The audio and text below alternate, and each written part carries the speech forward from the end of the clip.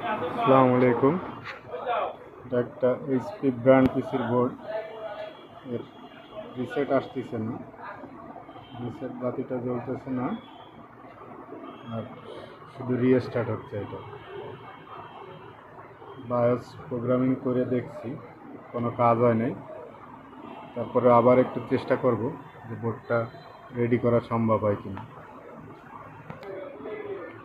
মাদারবোর্ডটা ready করে ফেলছি, আপনাদের একটু দেখাই।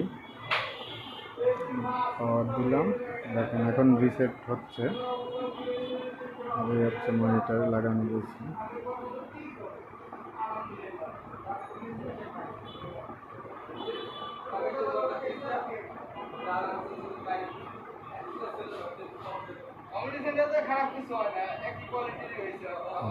ডিসপ্লে চলে আসছে, সাকসেসফুলি রিপেয়ার হয়েছে।